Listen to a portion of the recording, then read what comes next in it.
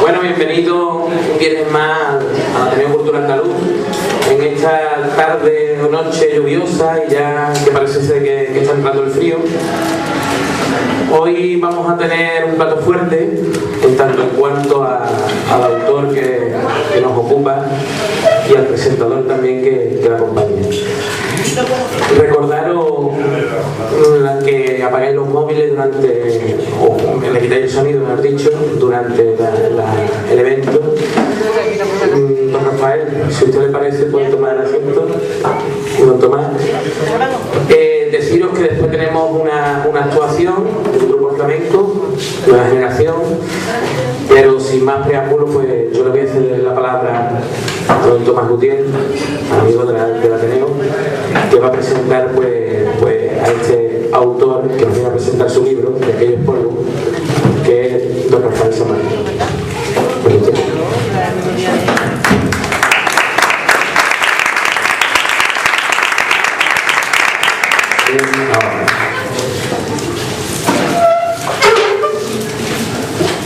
Bueno, buenas noches a todos. Yo digo buenas noches, no buenas tardes. Me han pedido que os hable de Rafael San Martín. Hablar de Rafael es muy fácil porque todos lo conocemos, escritor, periodista, reconocido autor de temas andaluces. Y a la vez es muy difícil porque Rafael tiene múltiples facetas. Las múltiples facetas que acumula hace que sea difícil presentar a Rafael. San Martín, siempre políticamente incorrecto, andaluz, muy correcto. Lleva muchos años siendo la conciencia crítica, la voz molesta que dice las verdades.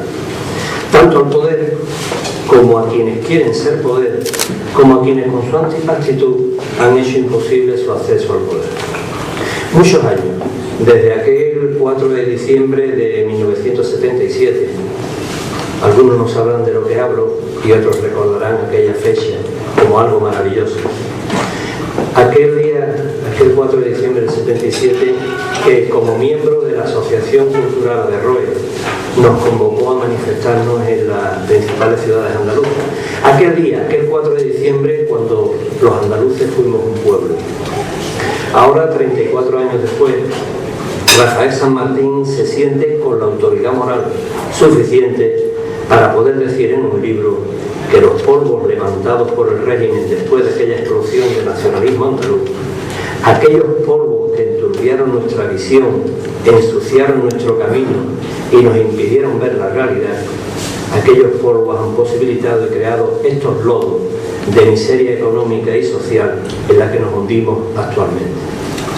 Y esa autoridad, ese prestigio, le ha facultado para escribir el libro que hoy nos presenta. Un trabajo que ha tardado en encontrar editor, porque aquellos menos valientes que la editorial Cefa, que es la que lo ha publicado, se volvían atrás al conocer su contenido. Porque este libro nos pone a los andaluces frente al espejo, nos muestra lo que fuimos y lo que somos, todo lo que pudimos lograr, todo lo que nos permitimos perder. Cuando finaliza la dictadura y nos imponen esta escuálida democracia, tan endeble y tan flaca que en ciertos momentos se reduce a un instante, a esos segundos, a ese preciso instante que tardamos en depositar una papeleta en una urna cada 4 años. Como decía, esta democracia, cuando nos la imponen, nos hablaron de los derechos de los pueblos, de libertad, pero entre esos pueblos no contaba Andalucía, no existía.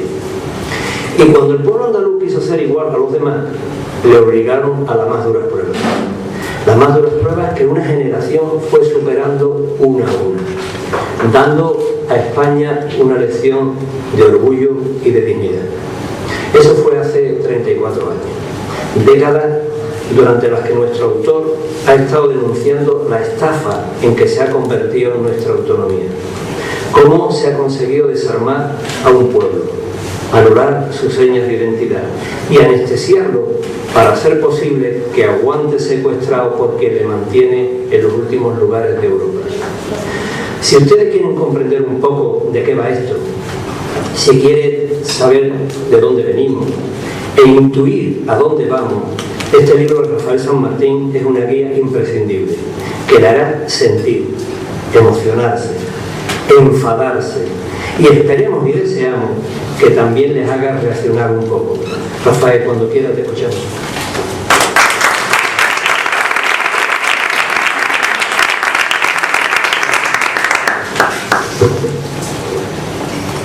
Muchas gracias, Tomás. A Tomás no se le puede hacer mucho caso porque es muy amigo mío. Y claro, siempre habla bien, de los amigos que hablan bien siempre. Ayer en Sevilla tuvimos un acto también de presentación de un libro de otro amigo, en el que intervenimos algunos, varias personas. Entonces todos los que intervenimos en el libro tuvimos que salir a la palestra. El libro iba sobre el humor. Concretamente se llama Sevilla llena eres de gracia. Y entonces lo que busca no es hacer un libro humorístico en sí mismo, sino analizar en qué consiste la gracia, en qué consiste eso que llamamos el buen humor, el sentido del humor. Uno de los que interviene en el libro, que fue Miguel Caicedo, que lo conocéis todos, contó un chiste actualizado. El chiste es que hay una reunión en Europa, en todos los países europeos, y en un momento de la reunión le toca hablar a un señor y entonces el presidente del gobierno de España pregunta quién es y le dicen es el ministro de Marina de Suiza. Cuando termina de hablar, el señor Zapatero se acerca a él y le dice, oiga, ¿cómo es que Suiza, que no tiene mar, tiene un ministro de Marina? Y entonces el presidente de Suiza le dice, ¿no tienen ustedes un ministro de Trabajo?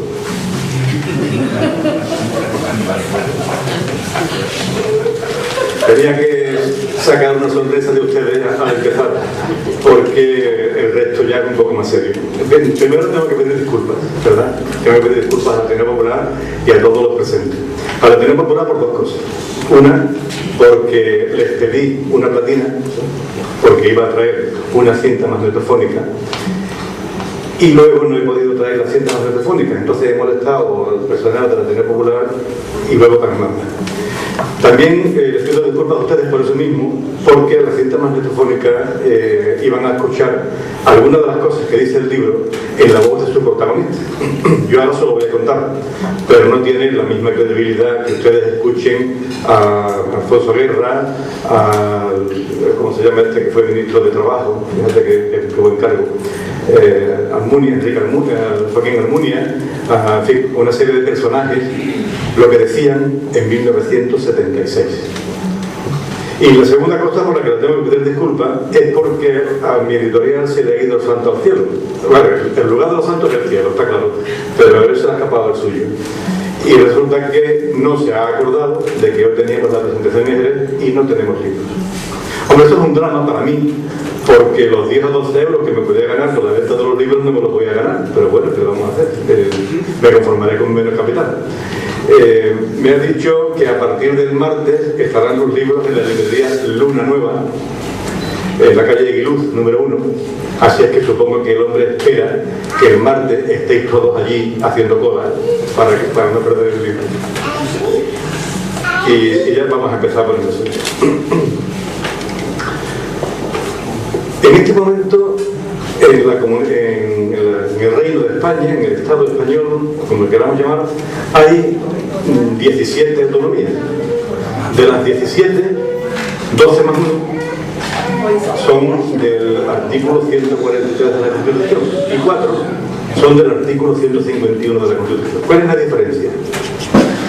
Pues la diferencia fundamental son dos. La primera, que el artículo 151 da más cantidad de competencias que el artículo 143. La segunda, que el artículo 151 tiene un procedimiento distinto para conseguir la autonomía que el artículo 143. Y tiene un procedimiento distinto precisamente porque da más cantidad de competencias. Pues bien, de esas 4 autonomías, solamente una lo consiguió por referéndum. Sin embargo, es la que menos autonomía tiene de las 17. Y a lo mejor algunos se extrañan, ¿cómo que es la que menos autonomía? Nosotros no tenemos autonomía. Pues miren, Cuando en el gobierno de Madrid manda el mismo partido que manda en el gobierno de Andalucía, quien manda realmente es el gobierno de Madrid.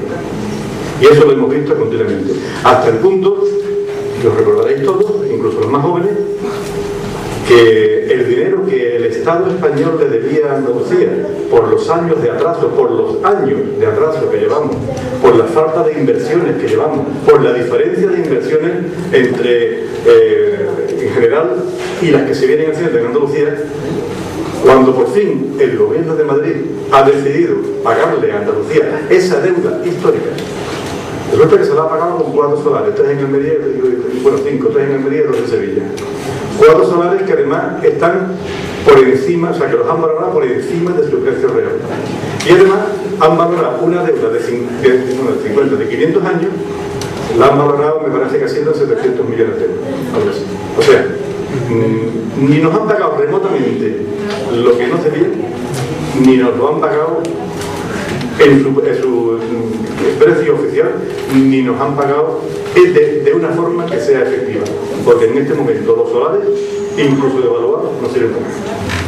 Decidme en este momento para qué sirven los solares.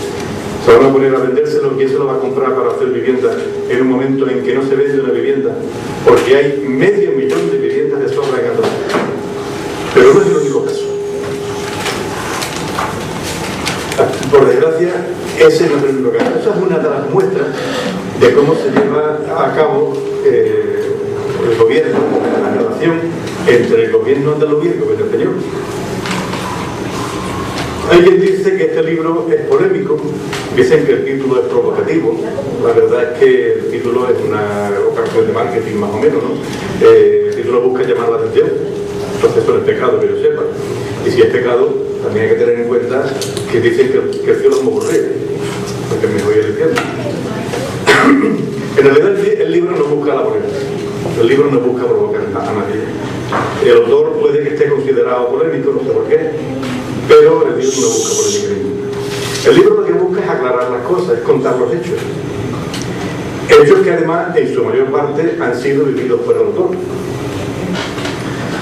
Cada cual puede tener su opinión y en cada cual también entro yo, evidentemente. Pero, sinceramente, me limito a contar. ¿Hago algún juicio de valor? Muy poco, pero los juicios de valor están separados de lo que se llama estrictamente cuestión histórica. Y lo que cuento es lo que dije hace un momento, que en Andalucía, a pesar de haber sido la única comunidad que la ha ganado por medio de un referéndum, no tenemos autonomía, no disfrutamos autonomía. Si queréis más concreta, más exacta la palabra disfrutar que tenemos, porque legalmente sí la tenemos, legalmente, pero después ocurre lo que estamos viviendo. Cuando se renueva un estatuto de autonomía y se hace de nuevo, resulta que tiene menos capacidad, menos competencias que el anterior, y el anterior ya era de por sí pobre. ¿Qué es lo que está ocurriendo? Bueno, pues lo que está ocurriendo es que se ha llevado a rajatabla, se ha llevado al 100% un proyecto que se fraguó en 1974. Concretamente, tomó forma en octubre de 1974. A partir de octubre de 1974 hubo un político desconocido que utilizaba el nombre de Isidoro, aunque se llamaba Felipe. Y ese político Isidoro empezó a salir en los telediarios del año 1975, el mismo año de la muerte de Franco, y el año 1974. El único político que salía en los telediarios, el único político que no era del régimen, claro. ¿Y por qué Felipe González salía en los telediarios en un momento en los que todo lo que no fuera el régimen estaba prohibido? Bueno, pues, porque, por dos razones, que son una, como los mandamientos todos se cierran en una.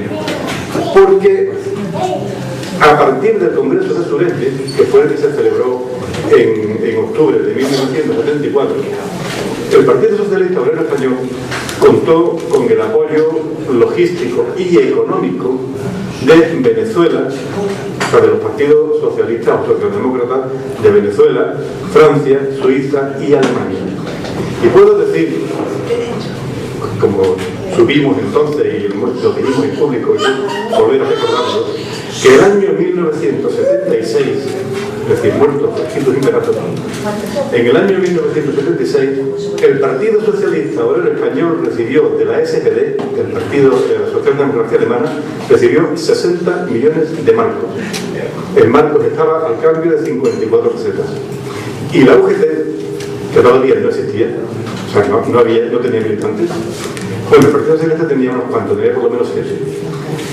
La UGT recibió 40 millones de marcos. En total, la socialdemocracia alemana le dio en efectivo a los llamados socialistas españoles 100 millones de marcos, que son, si no me equivoco, 540 millones de pesos, del año 1976.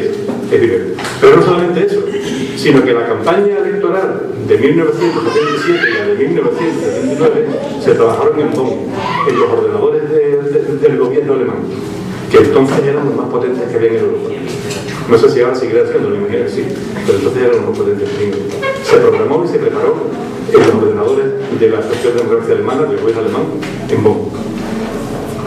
Toda esta ayuda supone que algo le tenían que pedir a cambio. Ahora mismo estamos viendo una situación política que es la que describe el chiste desde el principio. Por desgracia, los chistes son lo más amargo que existe en el mundo, que nos hagan reír. En 1974 ya se veía la caída, el final del régimen de Franco, se veía el cambio que forzosamente tenía que haber en España, y ya el mercado común, que después cambió nombre... Por favor. El mercado común, que después cambió el nombre a Comunidad Europea y después a Unión Europea, ya estaba tomando posiciones para poder vender en España. Pero vamos a ver. Al final, Europa es lo que programaron aquellos que crearon el mercado común. O sea, primero las comunidades, la comunidad del carbón y del acero y la comunidad económica. Europa es un territorio dividido en dos zonas. Una zona productora y una zona compradora. Los productores necesitan a alguien que les compre. Y si en la zona compradora hay industria, los habitantes de la zona compradora les comprarán a ellos menos. Pero esto no es de ahora. Esto ahora se está consolidando. Esto fue uno de los principales causantes de la Primera y de la Segunda Guerra Mundial. El enfrentamiento entre Francia y Alemania, que terminó después de la Segunda Guerra Mundial, porque comprendieron que tenían que entenderse y que la mejor forma era unirse para explotar a otros en vez de seguir peleándose entre ellos. No obedecen nada más que a esa razón. Tenemos que buscar mercados. La diferencia, digamos, la explicación de por qué ese enfrentamiento es que en Europa había dos tipos de países. Unos países de tradición liberal, fundamentalmente Inglaterra, y unos países de tradición autoritaria, fundamentalmente Polonia, Hungría, Austria y Alemania. Alemania como una parte industrial y una parte agrícola. Toda la zona de Alemania que hoy no está en Alemania, que hoy está en Polonia, toda esa era la parte que tiraba hacia atrás, la parte agrícola de Alemania. Y el Reich, el Tercer Reich, lo único que hizo fue materializar todo aquello que ellos consideraban que precisaba Alemania.